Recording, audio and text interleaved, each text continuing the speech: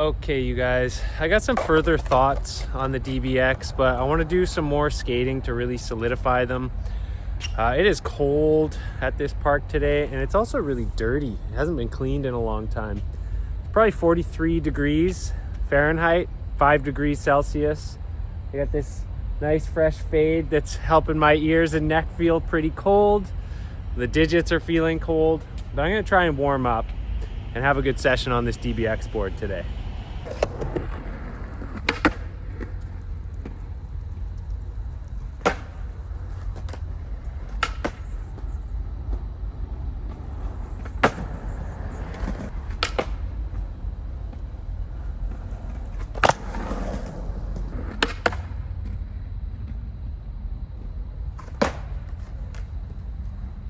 Man, my joints are feeling as stiff as my bushings, but I'm kind of enjoying the stiff trucks today.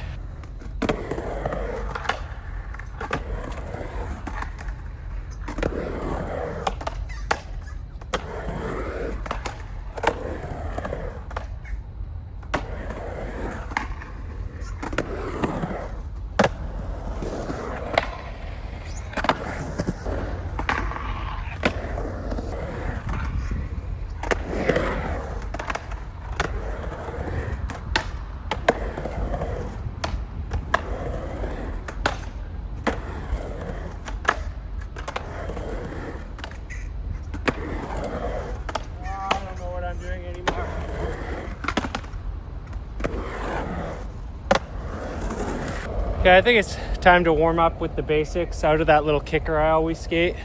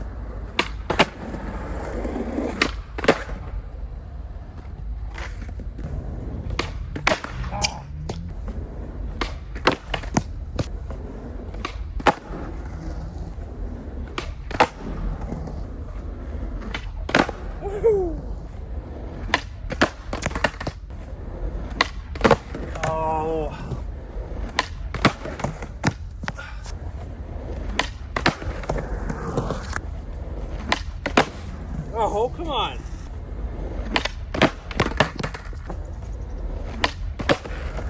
Whatever. Well, okay, you guys. So that was unfiltered, like all the makes and all the attempts. And I feel like there is kind of something magic in these dimensions and this shape for me, but I don't think it's perfect yet. And it's probably not the shape of the board. I think it's just like maybe too heavy with the indie standards. I bet if I wanted to really go off the rails, I could try titanium hangers on standard base plates, and I bet that would actually be really good, but I just can't. I only like to ride things that are stock. But yeah, I feel like this shape though, this concave and the deck, the shape, I feel like I could settle into that board into my old age. And that's kind of, I'm thinking long term, like I'm 44 now, and I'm trying to think like, what do I want to ride for the longer term? And I like things that are a bit longer, a bit flatter, and a bit more stable, and this one hits all the marks. I think probably this shape on a regular wood deck with some forged indies would be probably exactly what I'm looking for. And not to belabor the point, or maybe to entirely belabor the point, let's try 10 360 flips and frontside flips out of the kicker, or maybe 5 each, something like that, just to see how it feels.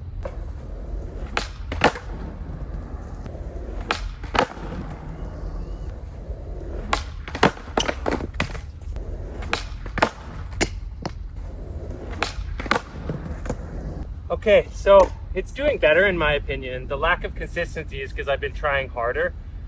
Let's try just like 2 more low effort ones.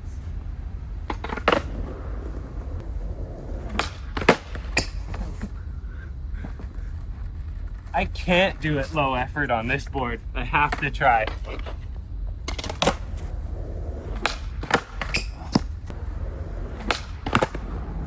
So one thing you can't see when I'm coming up to this is the way the run up is, I have to kind of carve the wrong way. So I end up like really toe side on my board with my shoulder not facing the right way. So that definitely reduces my consistency a little bit. But even though I like the way it feels a little bit better, I would say there's zero noticeable difference between that and the Easy Rider. If anything, I would say this one was harder to do consistently, but when I did them, they were a bit better.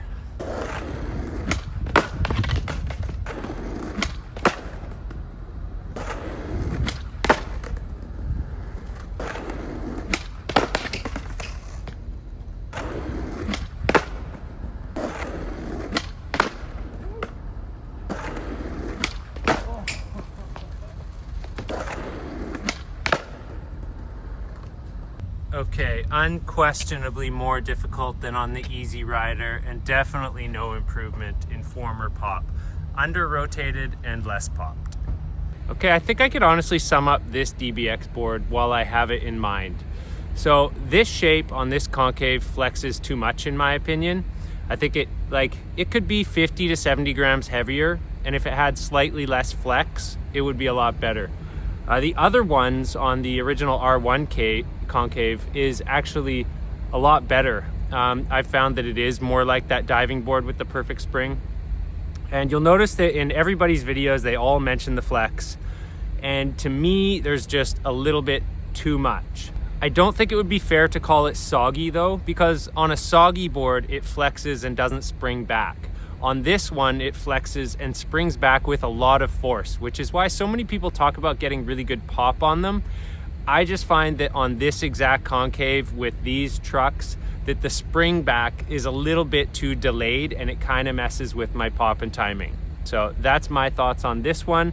Again, love the shape, love the concave, could probably be better with lighter trucks, hated it with forged trucks. That's my summarized opinion on the DBX boards, but I am going to make another video skating the shorter wheelbase 8.5 one that I have, if just for a session, just to show that it's actually pretty different than this one. Oh, but also a really quick note about these Huff pants. They actually have 3 loops really close together, and that's stopping the crotch from bunching up too much. Anyone who's familiar with baggy skate pants knows that not enough loops can lead to the crotch like bulging out all the time, looking like, what did my son say? Like you're all bricked up. I love that one. And they are also pretty true to size in terms of the waist. So these are a 34, they fit me really nice. I'd say they fit more like a 35, 36, but it's not like a lot of skate pants where they'll say 34 or 36 and they'll actually be a 38 in the waist, something like that. So these ones actually fit really nice.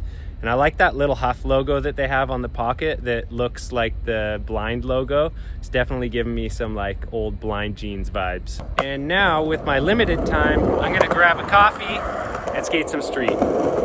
Haven't skated this one in a while. It's looking pretty crusty. Nobody's been skating it. And I had no idea there's a fig tree right here. Might need to trim some of those branches because they look like face pokers, but I actually got a halfway edible fig off this. And it is like November 29th today.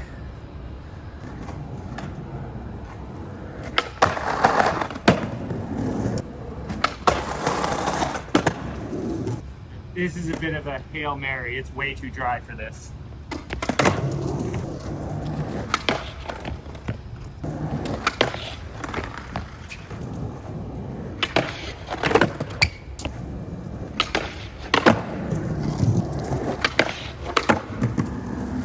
I'll take it.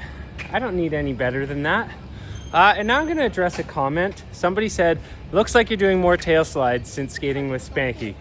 Yes, I am.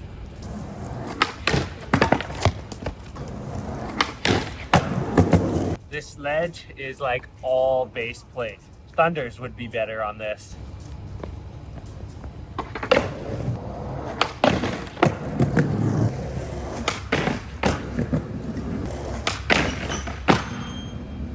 I really wanted to tail slide that more, but it feels more like a grind than a slide at this point. Oh, this may be wishful thinking, but I get that kingpin filed a little. Might go.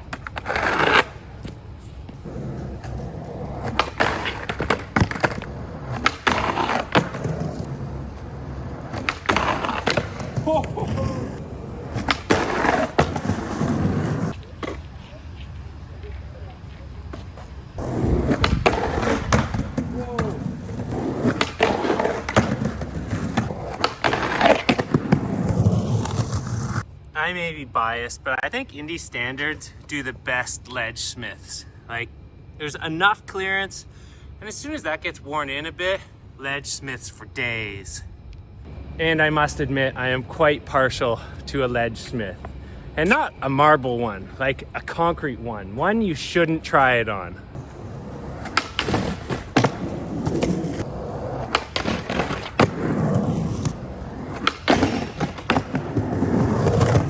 It just needed way more wax. These are Canadian ledges. If nobody's skating them all the time, they just get crusty, especially this time of year. Look how much base plate wear there is. Like, these are brand new trucks, so that's mostly from today. All right, you guys, time to go to one last ledge, and then I actually better get going. It feels like it's gonna rain, but the forecast says it's gonna be sunny. But this feels like sleet coming or something. Dark and cold today. But here it is. You guys know this one. And you know I'm not gonna... No, they didn't. I am so disappointed in this. I really like this ledge. I'm hurt and offended. I don't even know what to do. I don't want to go skate the other ledge that I skated in my video. It's farther and farther away from where I parked, getting tired. My left knee is getting a little sore with this really cold weather. Maybe a couple manuals.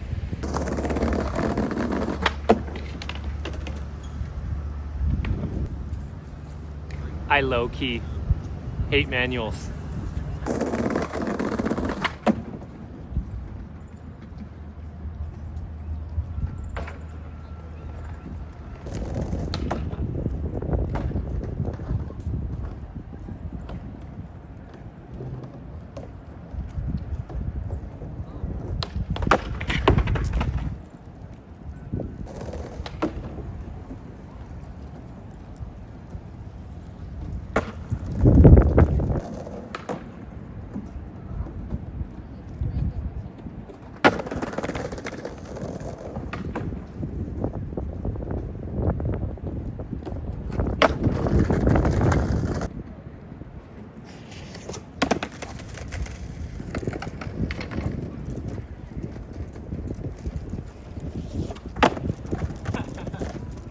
I toe touched on the way in and the way out.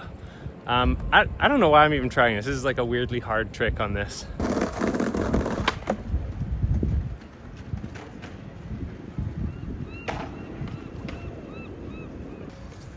So I actually almost landed that one because my foot landed on the board like this. Believe it or not, I didn't toe touch, but like having my foot further this way helped.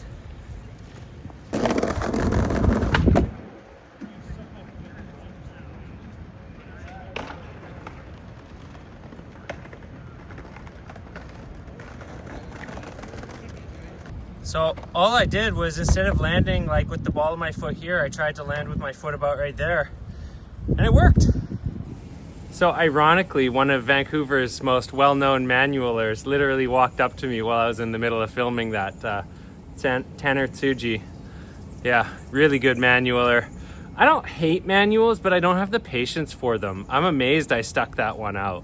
Okay, now I'm gonna go on a really quick rant here, and I used the manuals just to bring this up. So here's something that I'm so sick of hearing. The Indies pair well with the DBX for manuals. All right, you guys, pretentious wine speak has crept into our vernacular so that we now say things like, ooh, do you think this will pair well with the DBX? No, I don't care. The DBX goes well with Indies. Oh, on a final note, I'm totally guilty of saying pairs well in some of my past videos, but once I realized it was pretentious wine speak, like this Merlot pairs well with the Camembert, then I was pretty overhearing it. So stop it, you guys. There's entire slap threads with you guys doing pretentious wine speak pairs well with the T2s. Now I'm done. Bye-bye.